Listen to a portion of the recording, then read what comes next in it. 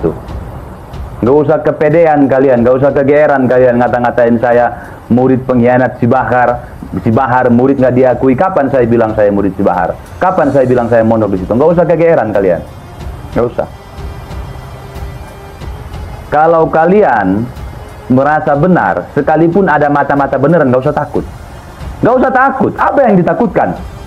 Ada rahasia busuk yang kalian simpan, takut ketahuan, begitu kan berarti?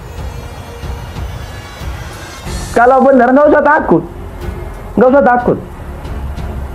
Sama dengan seorang anak dikasih HP oleh orang tuanya, kemudian sewaktu-waktu diminta itu HP. Nak, ayah pinjam HP dong, bentar ya gitu. Panik dia. Berarti ada sesuatu kebusukan yang disembunyikan di situ.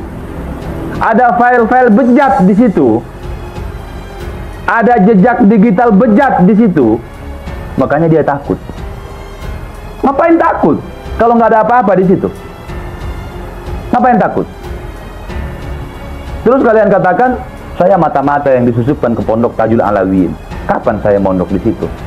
Woi, kapan? Kapan saya mondok di situ? Satu. Yang kedua, sekalipun ada mata-mata, siapapun itu, kenapa kalian takut? Berarti, kalau kalian menarasikan saya mata-mata yang disusupkan ke situ, kemudian membongkar sekarang, berarti yang saya bongkar benar dong? Kebusukan itu kebongkar, berarti benar dong? Begitu berarti. Tolol Anda. Indonesia tanah air beta, pusaka abadi nan jaya. Dengan kata lain, Anda sudah memproklamirkan di sini, mendeklarasikan di sini, lewat live chat mengumumkan di sini bahwasanya di tempat yang Anda sebut tadi banyak kebusukan di situ. Yang kalian tutup rapat-rapat, kalian takut terbongkar ke publik. Itu. Assalamualaikum Purwo. Waalaikumsalam warahmatullahi wabarakatuh. Purwo Jati. Buktikan jika kau benar ucapanmu ke jalur hukum. Lah kalian yang buktikan. Ucapan saya ini benar, makanya saya sampaikan. Kalau menurut kalian yang saya ucapkan tidak benar, laporkan saya ke hukum. Begitu ngap. Wajar kalian masih bisa dipermudah kalau logika kalian masih seperti itu. Jadi tuduhannya, narasinya adalah Lubis memfitnah, kan begitu? Masa yang memfitnah melaporkan ke polisi? Tolol nggak itu? Kalau kalian merasa difitnah, laporkan ke jalur hukum. Laporkan. Laporkan ke jalur hukum kalau kalian merasa difitnah. Hati-hati, Lubis tukang fitnah. Kan begitu komen kalian. Nah, kalau saya fitnah bisa dilaporkan, ngap. Masa saya, selamat siang Pak Polisi, selamat pagi. Iya, ada yang bisa dibantu. Saya mau bikin LP Pak. Laporan. Laporan apa? Fitnah. Siapa yang fitnah, siapa yang difitnah? Saya memfitnah. Anda mau lapor siapa? Mau melaporkan diri saya sendiri. Paling sama polisi dipegang. Anda tidak panas Pak? Udah lama Anda sakit? Paling digituin. Udah lama Anda menjadi budak? Paling digituin. Katanya saya fitnah, kemudian suruh buktikan ke jalur hukum. Justru yang bilang saya fitnah itulah yang harus membuktikan ke jalur hukum. Ya saya maklum sih, maklum saya. Karena otak kalian itu masih original, ya, belum kepake. Untuk teman-teman semua, ya, sahabat-sahabat semua penonton, marilah kita lebih cerdas, berpikir lebih cerdas, lebih dewasa dalam berpikir, dalam menyikapi segala hal. Kalau misalnya di penutupan ya, takut dengan kualat, takut dengan ya sejenis kualat lah. Justru kita bersahabat baik. Anak Anda melakukan kesalahan di luar sana, kemudian saya diamkan. Tanggapan Anda kepada saya seperti apa? Justru saya tidak menghargai persahabatan kita. Berarti saya biarkan anak Anda di luar sana depan mata saya melakukan kesalahan. Justru karena saya sayang kepada Anda sebagai sahabat saya, keluarga saya tegur itu anak Anda. Kalian takut, kualat. Iya kalau mereka cucu Nabi, oke lah gitu. di hadapan Nabi nanti di akhirat, kau melihat kesalahan anak cucuku, kenapa kau diamkan? Kau mau bilang apa? Mau bilang apa? Oh, terus kemudian, tapi katanya seorang Habib itu lebih utama daripada berapa alim itu, berapa kiai katanya itu? 70. Itu ngawur itu. Redaksinya bukan Habib di situ, bukan. Redaksinya di situ adalah Syarif, bukan Habib. Bukan. Redaksinya adalah Syarif.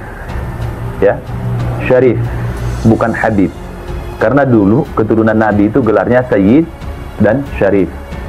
Yang dua itu. Habib ini kapan muncul? Baru belakangan ini muncul. Ketika ada perkataan seperti itu yang dikutip, dijadikan pegangan sama mereka, kalau tidak salah oleh Imam Ibnu Hajar Al-Haytami, gelar Habib waktu itu belum muncul. Belum muncul. Waktu itu belum muncul. Al-Habib Umar bin Abdurrahman Al-Attas belum zaman dia waktu itu. Karena dia yang paling pertama digelari Habib. Itu satu. Jadi bukan Habib ya. Kalimatnya di situ Syarif. Yang kedua, perbandingannya bukan dengan kiai.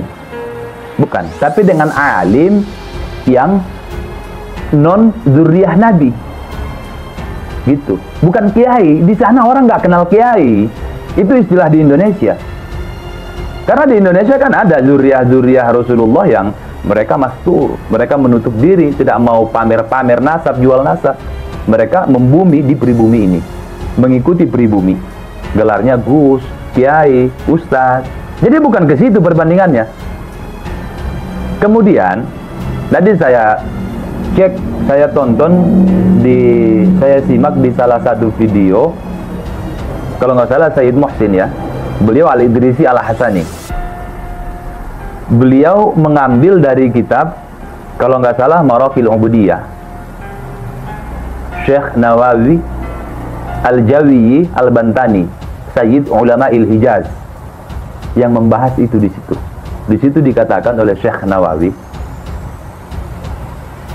seorang yang alim, ya, seorang yang alim, yang bukan keturunan Nabi, tapi dia alim, berarti seorang ulama dari kalangan manusia biasa yang nasabnya tidak tersambung kepada Rasulullah, lebih utama 60 kali derajatnya dibanding dengan seorang keturunan Nabi yang jahil.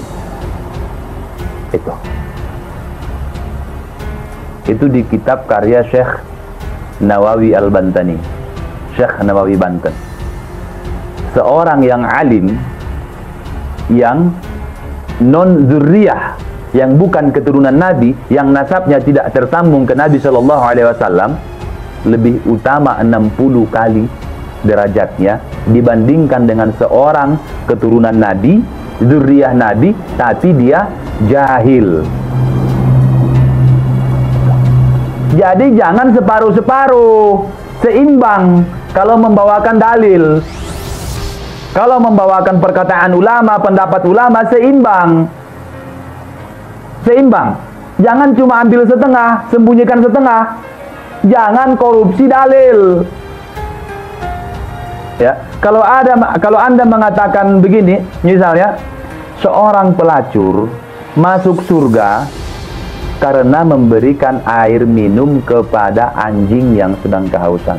Kalau Bung Lubis mengatakan, kalau kamu merasa segmen kamu itu benar, kuat, ada marojinya, bisa dipertanggungjawabkan. Peduli itu ini nggak kamu coba memprovokasi orang, memprovokasi khususnya keturunan Wali Songo supaya menyerang Kiai Imaduddin. Begitu kan? Kenapa keturunan Wali Songo tidak menyerang Kiai Imad? Mereka menyerang ke Imaduddin. Ngapain mereka? Yang beraksi apa? Yang tanggung jawab siapa? Kiai Imad dalam tulisannya tidak ada pembahasan keturunan Wali Songo. Tidak ada. Kemudian si Bahar menggiring maksudnya. Kiai Imad meragukan nasab Balawi yang di Indonesia. Berarti Kiai Imad juga tidak percaya Wali Songonya. Jangankan keturunannya, Wali Songo pun tidak percaya. Karena Wali Songo itu nasabnya ke atas. Itu masuk ke klan Balawi. Itu kan versi kalian. Ujar Bung Lubis. Anda katakan itu, katakan juga yang sebaliknya. Seorang ahli ibadah masuk neraka karena mengurung kucing mati kelaparan. seimbang. Kalau Anda, wahai Bahar, membawa surat edaran dari Robitoh Alawiyah yang di situ tidak bisa mengisbat keturunan Wali Songo, Anda juga harus membawa surat edaran Robitoh Alawiyah yang sudah bisa mengisbat keturunan Wali Songo. Seimbang. Jangan korupsi surat edaran. Surat edaran aja dikorupsi, apalagi yang lain. Indonesia sejak dulu kala tetap dipuja-puja bangsa